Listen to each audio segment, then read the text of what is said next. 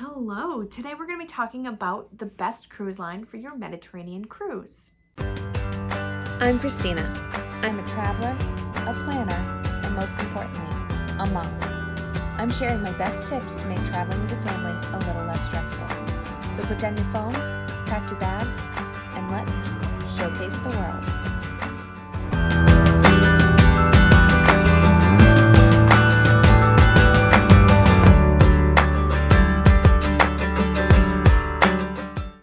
So for choosing the best cruise line for your Mediterranean cruise, a lot goes into it. There's not just one best cruise line for Mediterranean. It all depends on budget, your demographic, all that fun stuff. If you are interested in the differences between the cruises and choosing the right cruise, I have a video that I will link somewhere here. And I'll put a link below because that's where I know where it is. I'll put a link below, as well as on the video somewhere. And that should help you understanding the differences between the cruise lines. But if you're looking at a Mediterranean cruise specifically, these are some of my favorites for Mediterranean cruises. The first thing you need to know before we get into this is that you want to think about the itinerary. If there's a certain place you want to go, a certain reason why you want to do a Mediterranean cruise, that might dictate your cruise line. And then this whole video is null and void if only one cruise line goes to that one destination you want to. If you want to do a traditional Mediterranean cruise, you have Western cruises that leave from Barcelona, end up in Rome, they stop in France, sometimes they stop in Sicily. You just have that half in the western half of the Med with those ports. Then you have the Eastern Med, which is going to be Italy, Greece, Croatia. So you'll definitely find variations of those. You'll see Greek island cruises, you'll see just Italy cruises, you'll see Spain, Portugal, Gibraltar cruises, you'll see just Croatia cruises, you'll see Croatia and Montenegro, Croatia and Serbia, you'll all sorts of variations. Some of those specialty ones, not all of the cruise lines do them. Disney only has one ship in the Mediterranean for the summer, so they don't always have as many options as some of the other cruise lines, whereas MSC has multiple ships in the Mediterranean all year round, and they do just about every itinerary that you can possibly think of. So itinerary definitely will help dictate what cruise line you end up with. If itinerary doesn't really matter and you just want to do a med cruise, which why wouldn't you? It's a perfect way to explore Europe for your first European trip, to kind of get an idea of what there is that Europe offers before planning trips back and figuring out where you want to go. Is a perfect way to do it. Perfect way to travel with kids. You don't have to worry about trains and buses and lugging your luggage and backpacks and all that stuff. You get on the ship and you go around, you unpack once, you move your luggage once. Great convenient way to travel with kids. So all of that said, let's get into the actual cruise lines. If budget is not a concern for you, then I would consider Regent. Regent Seven Seas Cruises is the most inclusive cruise line in the Med. It includes your airfare, your unlimited drinks, which includes premium drinks. Like you're getting Grey Goose for free. Not for free, you're paying for it in your ship fare, but your cruise fare, but it seems like it's free when everything's already paid for. All your gratuities, all your restaurants, all of your Wi-Fi and fitness classes, that's all included in your Seven Seas cruise. They're all suites, so you have a lot of options in terms of big comfortable rooms. You don't have a ton of options when it comes to different budget categories on Seven Seas. What I love about Regent is you have unlimited shore excursions to choose from, and those shore excursions, they have something called Go Local, and Go Local is all about getting into the community, getting into the culture, meeting farmers and having cooking classes with locals, not just they're small groups, so you can go to places that those big cruise tour groups can't go. So that's why I really like Regent. Definitely my luxury category choice in the Med. For small ship category, it's also a luxury product, is Crystal Cruises. They have a yacht that sails in the Med, and the yacht has 62 guests and 31 staterooms. So it's very, very small. They can get into places that other cruise ships can't get into, and they have that yachting lifestyle to it where everything's personalized, and you can jet ski right off the ship, and you can go port hopping. You can go to multiple ports in a day, and it just has that luxurious yacht lifestyle without luxurious yacht budget. It's definitely not cheap. It's not a budget product, but it's able to give you that glamorous lifestyle for a little bit less. The thing to know about them though is they only do each itinerary once because they have that one yacht in the Med.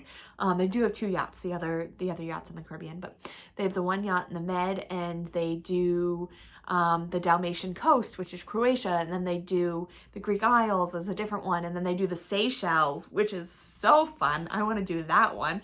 That's off the coast of Africa. So not really the Med, but I want to do that one.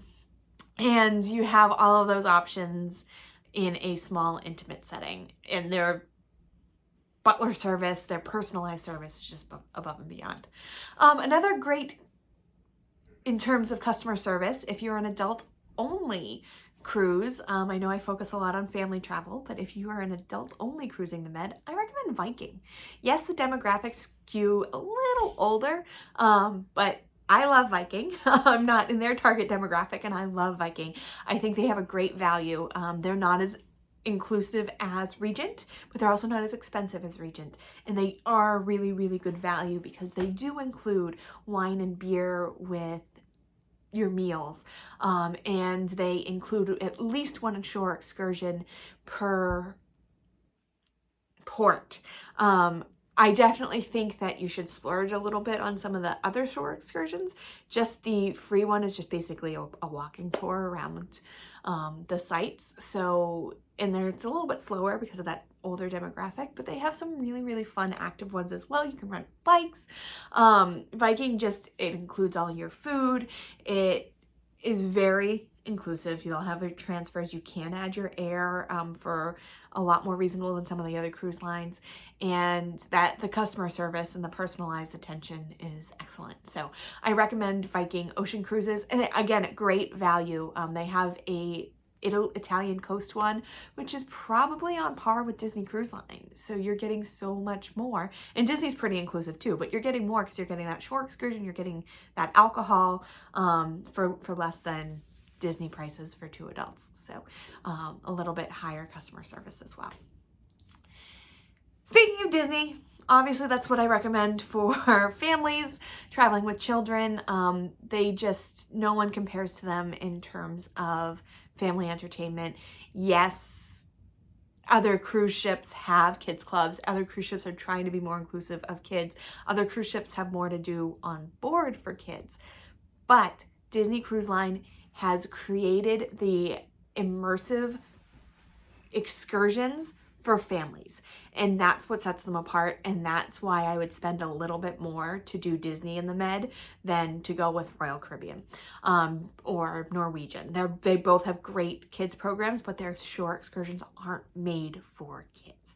So in their shore excursions, you're going to have things like interactive museum visits where they're on a scavenger hunt and you're learning art, and they have hands-on family cooking classes where you make pasta together. So it's just really, really well done to make everyone in the family feel included. It's not like you are going on this kids excursion. You're going to get something from it too. So that's why I really like Disney for families. And they're a little bit more inclusive than Royal and Norwegian. They include all your dining, with the exception of the adults only, and your soft drinks and things like that. So their entertainment's a little higher as well, so the little bit of higher price tag is definitely justified. And make sure you're comparing apples to apples when you're looking at Disney versus Royal and Norwegian. You might have a smaller stateroom cost, but once you add your beverage package and your specialty dining, because you're used to the main dining on a Disney ship. Main dining on other ships is going to seem not as great. So make sure you're comparing all of those added things as well, anything you would pay extra for on board. So if you were going to do the escape room, how much more does that cost versus the free entertainment on Disney? So just make sure you're comparing apples to apples. It might come out a little bit closer than you think. Anyway, if you are on a budget, then I recommend MSC. MSC has the most in terms of options for the med. Like I mentioned at the beginning, you have the most itineraries from 1 night to 15 nights. Most of the other cruise lines will only cruise the Med in the summer. MSC cruises it year round, so you can travel in the off season to get even bigger savings.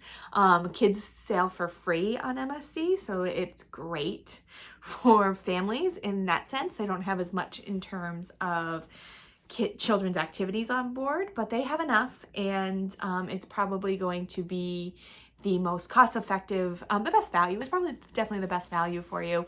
The new ships have some of the best technology at sea, really. They have a virtual cruise assistant. Her name is Zoe. They have Cirque du Soleil at sea. They have this inside promenade with an LED dome. I'm going to look, they're 262 feet long, this LED dome. So definitely they're trying to be cutting edge. They don't have bumper cars or things like that, but they're trying to incorporate technology in a way that improves your cruise experience, not necessarily adds entertainment value, if that makes sense. They're looking to use technology to make cruising easier and more fun without just wanting to say, hey, we're the first to have bumper cars at sea, like the other ones kind of compete. They do offer a range of entertainment for children. They have an aqua park, they have swimming pools, virtual world, a 3D cinema, and 4D cinema, and kids clubs. They have an F1 simulator, outdoor ropes courses. I think I really like MSC because it is owned by a European company and it attracts a lot of Europeans. So you're not just having the European experience when you're in port, you're having it on the ship as well. So I really like MSC for that. And then of course they have so many options and they are very, very budget friendly. The last one I'm going to recommend is Celebrity. Celebrity is everyone. If you're on a multi-gen vacation, it's a really, really good value. It's typically on par with Disney, might be a little bit less. It's gonna be more expensive than MSC, but not as expensive as Viking, Regent, or Crystal. And they're just so versatile. They have affordable prices. They have onboard activities for everyone. And their Mediterranean ships are a little bit smaller. They carry around 3,000 passengers. So on Royal and Norwegian, you're going to have much bigger capacities. So I really like Celebrity because it just cuts it down a little bit. Very affordable, very good value. And actually, I think Celebrity has my favorite food in terms of cruise lines. So I think Celebrity and Disney are up there. Anyway, so if you're traveling with a multi-generational group or Disney's a little bit out of your price range. So I kind of think they're the best of the best in terms of they offer a little bit from each of the other cruise lines. They might not do it as well as some of the other cruise lines, but they pull it all together in a really nice little neat little package. It's a little gift. So I like Celebrity for everyone. So those are some things to think about when you're choosing your Mediterranean cruise. If you are ready to start planning your Mediterranean cruise, 2021 sailings have been released and they're available for booking. The earlier you book your cruise, the lower your price is going to be. So I definitely recommend doing it now. And if you guys are stuck at home like I am with a 15-month-old, then you want something to look forward to. So starting planning on your 2021 vacation is something that could be fun while you are staying at home. You can start looking at the places you want to go, start figuring out how you're going to save, get creative, clean out your homes, start so you can have a yard sale when this is all over and put all that money towards your vacation. So thank you guys so much for joining me. I'm going to also link below a new new guide I put together. It's a stateroom guide for Disney Cruise Line, so I'm kind of excited about it. It helps you choose your stateroom on it's Disney Cruise Line specific, but I'm going to throw it on this video because it's new and I'm excited about it. So you'll have the link below to choosing the right cruise line, and then you'll have the link below to choosing your stateroom on Disney Cruise Line. Thank you guys so much for joining me. Please, if this helped, click like below and subscribe and comment and share this with your friends. And I'd really love to help families make vacation a little bit easier. And the more you share, the more families I can help. So thank you guys so much for joining me. And I hope that I inspired you to explore the world together. Thanks. Need help planning your next family vacation? Visit us at showcasetheworld.com to request a quote or schedule a free vacation consultation. Want more great travel tips? You'll find those there too.